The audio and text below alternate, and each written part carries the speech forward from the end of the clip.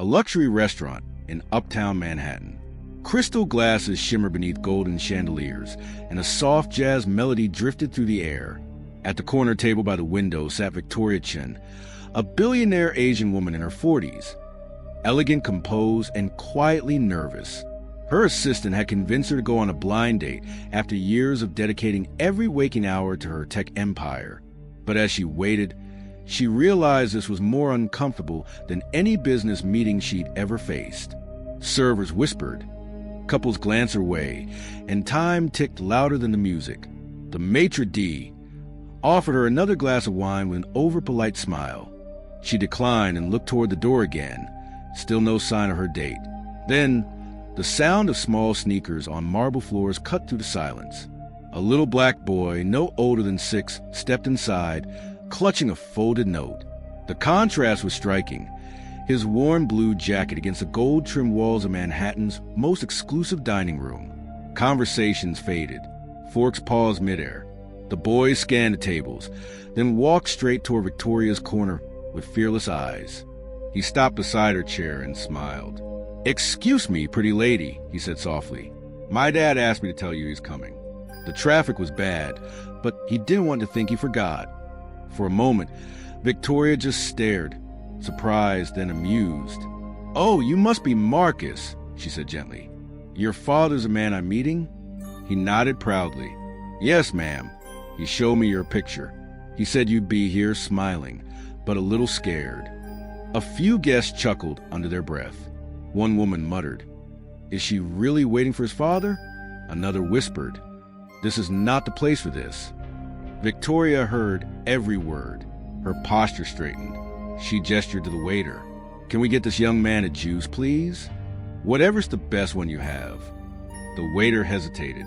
"Ma'am, perhaps the child should wait in the lobby?" Victoria's eyes turned cold, her voice steady. "He's my guest. Bring him what he wants." The waiter froze for a second, then walked away. The restaurant fell silent again. Marcus smiled, completely unaware of the storm he'd just started. Victoria leaned forward, her tone kind. "So tell me, Marcus, what's your favorite juice?" He grinned. "Apple, the kind that comes in the fancy glass." And as he spoke, the billionaire realized this dinner wasn't going to be about love. It was going to be about respect. If this already made your blood boil, hit like and subscribe right now, because stories like this are still happening and the world needs to hear them. The golden light from the chandelier reflected softly on Marcus's glass of apple juice. He sipped it with both hands, swinging his feet under the table, completely unaware of the curious stares around him. Victoria watched him closely, the confidence in his posture, the honesty in his eyes. There was something about this child that felt grounding, even healing. "Do you come to fancy places like this often?" she asked with a smile. He shook his head. "No, ma'am. My dad says we usually eat at home. But he wanted tonight to be special. He said you were special." Victoria chuckled softly. Special. That was not a word she often heard outside the boardroom. For years, she'd been called genius, ruthless, intimidating, but never special. Across the room, a middle-aged couple watched them whispering to each other. The man leaned toward his wife. "She's one of those rich women who likes to feel charitable," he muttered. The woman smirked. "Poor kid, doesn't even realize what's going on." Victoria caught the reflection of their glares in the window. Her smile didn't fade, but her grip on the glass tightened slightly. "They don't even know this boy," she thought, "and yet they've already decided who he is." She turned back to Marcus. "So what does your dad do?" "He helps people," Marcus said proudly. "He works at the hospital. Sometimes he comes home tired, but he always smiles when I show him my drawings." A soft warmth filled Victoria's chest. "He sounds like a good man." "The best," Marcus said without hesitation. The waiter returned hesitantly with a dessert tray. "Would you care to order anything else, ma'am?" he asked, ignoring Marcus entirely. Victoria tilted her head. "Ask my guest. He's the one choosing tonight." The waiter blinked. "Of course, ma'am." His tone dripped with discomfort. Marcus pointed to a slice of chocolate cake, his face lighting up. "That one, please." The man jotted it down quickly and walked away, his posture stiff. Victoria watched him go, feeling the weight of every silent judgment around her. They're not even trying to hide it, she thought. Then she looked at Marcus, smiling, carefree, innocent. She realized how many children grow up having to sense that tension before they even understand what it means. For a woman who had conquered entire industries, this quiet dinner suddenly felt like her most important meeting yet. And somewhere deep inside, a storm was beginning to form. Marcus's little face lit up as soon as the door opened. "Daddy!" he shouted, waving both arms. Every head turned. A tall black man in his mid-30s stepped inside, wearing a neatly pressed but modest suit. He scanned the room, spotted his son, and smiled, the kind of smile that could calm an entire storm. Victoria rose slightly from her chair as he approached. "I'm so sorry to keep you waiting," he said, extending his hand. "The traffic on 5th was impossible." "Please," Victoria replied warmly, shaking his hand. "You're right on time. Marcus has been keeping me company." "I can see that," the man chuckled. "I hope he wasn't talking too much." "He was perfect," she said. "I'm Victoria." "David Johnson," he replied. The maitre d' passed behind them, pretending to adjust the tablecloth, but clearly inspecting David from head to toe. Another waiter slowed down to listen. Someone near the bar whispered, "They let anyone in here now?" David's jaw tightened slightly. He had heard it all before, but instead of reacting, he looked at his son and smiled. "Did you thank Miss Victoria for the juice?" "Yes, Daddy. It's apple, the fancy kind." Victoria couldn't help but laugh. David's composure impressed her. His calm dignity reminded her of how she used to fight boardroom prejudice. Only he faced it every single day. "So, David," she asked gently, "Marcus tells me you work a hospital?" "Yes, ma'am. ICU nurse at Presbyterian." A nearby woman murmured to her husband, "A nurse? In this place?" Victoria's smile faded. "An ICU nurse," she repeated, loud enough for the room to hear. "That's the person who keeps people alive when everyone else has given up. The kind of man I'd trust with my life." Silence fell again. The waiter arrived hesitantly with their desserts. "Sir, I'll need your credit card before continuing your order. It's our policy for new customers." Victoria's gaze snapped toward him. "Excuse me? It's just procedure, ma'am." "For him?" she asked. Her tone was calm, but sharp enough to cut glass. The waiter froze. I'll come back." David lowered his eyes. "It's okay, Miss Victoria. I'm used to it." She turned toward him, voice soft but firm. "That's exactly the problem, David. You shouldn't have to be." Marcus looked between them, confused. "Daddy, did we do something wrong?" David pulled him close. "No, son. Some people just forget how to treat others right." Victoria leaned back in her chair, her expression shifting from discomfort to quiet resolve. For the first time that night, she wasn't thinking about the blind date. She was thinking about justice. If this happened right in front of you, what would you do? Tell me in the comments. I read every one. And if you want justice as much as I do, hit subscribe. The air around their table felt heavy now. Every whisper, every sideways glance pressed down like a weight that refused to lift. Yet David sat tall, calm, and composed, as if he learned long ago how to carry the invisible armor of patience. Marcus poked his fork into his chocolate cake. "Daddy, can I still finish this?" David smiled faintly. "Of course, buddy. Enjoy it." Victoria watched them, her mind racing. How many times had she seen this look before? The calm mask people wear when the world refuses to see them as equals. The restaurant manager approached, his tone overly polite. "Miss Chun, I hope everything is satisfactory?" Her smile was thin. "Not quite. One of your staff just asked my guest for a credit card before he even ordered dinner." The manager chuckled nervously. "Oh, I'm sure there was no harm meant." "Of course not," Victoria interrupted softly. "Prejudice never means harm. It just does it." The man froze. Marcus looked up at her, curious, sensing her tone had changed. David reached for his wallet, whispering, "Please, Miss Victoria, let's just enjoy the evening." But Victoria had already made up her mind. "No," she said quietly. "Enjoying the evening means pretending this didn't happen. I don't do that anymore." Her phone buzzed. She opened a message, typed quickly, and set it down beside her plate. The glow of the screen reflected in her eyes. Sharp, deliberate, calculating. Marcus tugged at her sleeve. "Are you mad, Miss Victoria?" She smiled faintly. "Not mad, sweetheart. Just done watching unfair things happen." The waiter returned with their meals, visibly tense now. He placed each dish with trembling hands. "Is there anything else I can get for you?" "Yes," Victoria replied calmly. "Respect. And perhaps a little professionalism. That's still on your menu, right?" David exhaled slowly, torn between admiration and unease. He wasn't used to anyone defending him in public. Most people stayed quiet. She was different. Across the room, phones discreetly came out, people pretending to check messages while recording. The quiet storm was gathering eyes. Victoria didn't care. For the first time tonight, she wasn't hiding her power behind politeness. She was preparing to use it. David sensed it before it happened. That sudden shift in the air when polite tension turns into something dangerous. The manager cleared his throat. "Miss Chun, please understand we have certain standards. This establishment caters to a specific clientele." Victoria's expression didn't change. Her tone was calm, but every word cut sharper than glass. "Specific clientele," she repeated. "Do you mean wealthy or white?"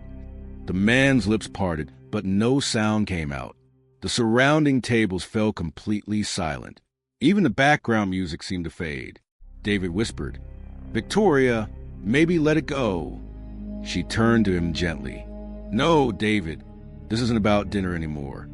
She stood up, every movement deliberate, elegant, commanding. "I built companies from nothing," she said evenly. "I've sat in rooms full of men who doubted me because I was a woman and because I was Asian. But this," she gestured around the room, "this is something else. You're teaching a little boy that his presence is a problem." Marcus looked up, wide-eyed, not fully understanding but sensing the gravity of her words. The manager swallowed hard. "Miss Chun, I assure you." "You assure me nothing," she interrupted, "because you've already shown me who you are." She reached for her phone and tapped once. A man in an expensive black suit walked through the door less than a minute later, tall, confident, with a leather briefcase in hand. The staff instantly straightened.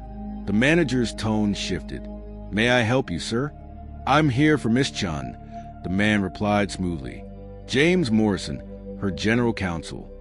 Victoria nodded toward him. "James, kindly document what's happened here. Names, time, behavior, everything." "Yes, ma'am," James said, pulling out a tablet. David blinked, startled. "Wait, general counsel? You have a legal team here." Victoria gave him a half smile. "Always." The manager's face turned pale.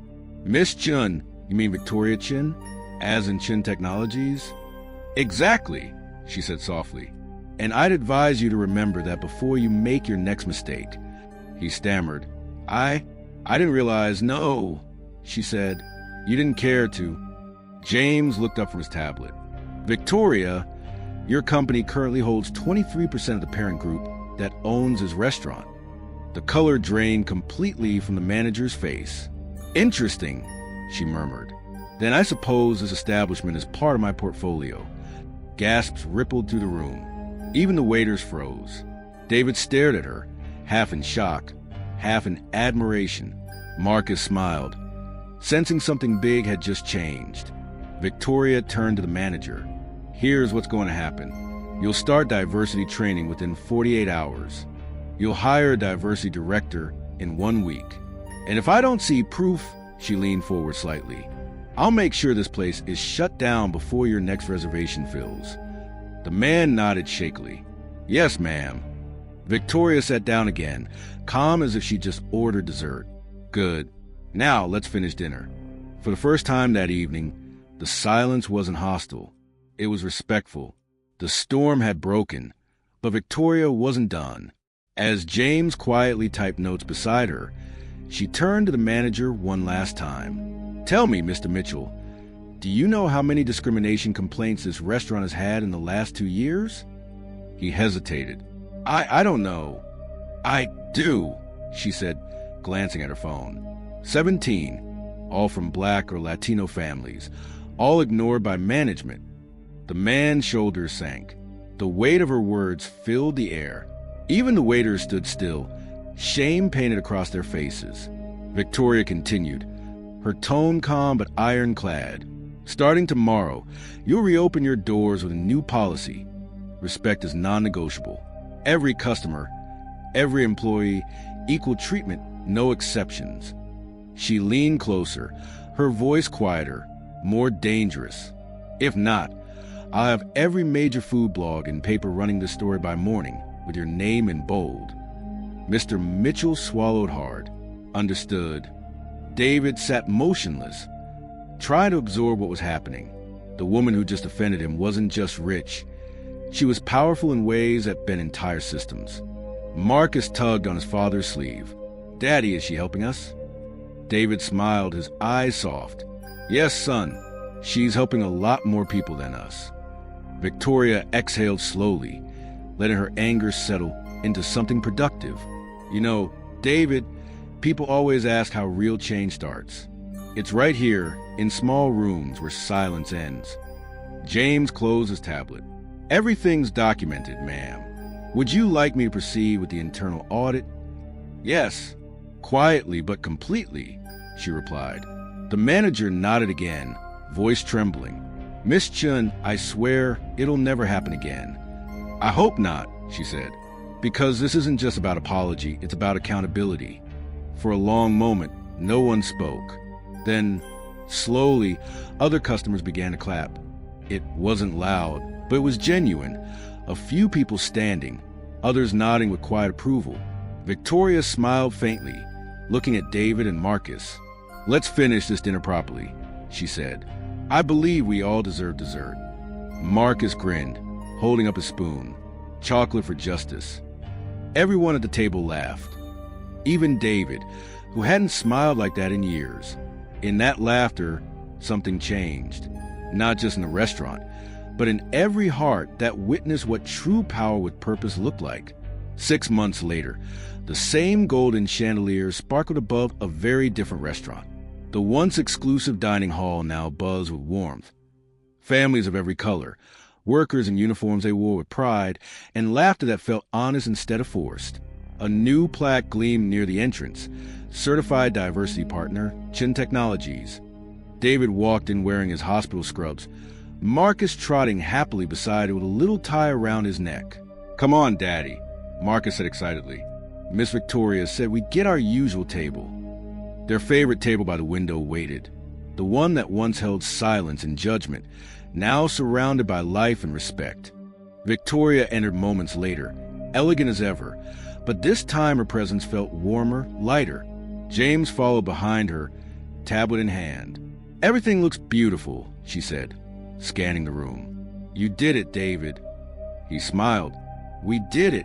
You started a change, but everyone here kept it alive. Marcus proudly pointed at the new Latina manager greeting guests near the entrance. That's Miss Carla. She lets me test desserts sometimes. Victoria laughed softly. I like her already. James pulled up a seat. The Marcus Initiative has expanded to 47 restaurants across the city. The press is calling it a quiet revolution. David looked at Marcus and smiled. All because a brave little boy walked into the wrong restaurant and met the right woman. Victoria reached across the table and placed her hand over his. No, David, because we stopped pretending. Change only happens when people stop being afraid to confront what's wrong. Marcus grinned, coloring on his napkin. Can I draw us again? Of course, Victoria said. Draw what tonight feels like. He sketched quickly, 3 figures holding hands beneath a golden light. Above them, in uneven letters, he wrote, All are welcome. Victoria's eyes softened. Perfect. As the waiter passed, he smiled genuinely. Welcome back, Miss Chun. It's always an honor to serve you. She looked around the room. Different faces, same walls, but a new soul inside. And for the first time in a long time, she felt peace instead of exhaustion. David whispered, "You turned one dinner into a movement." She replied quietly, "No, we did. If you believe this should never happen again, share this now." And to my USA, UK, and Canadian viewers, your voice is power. Use it.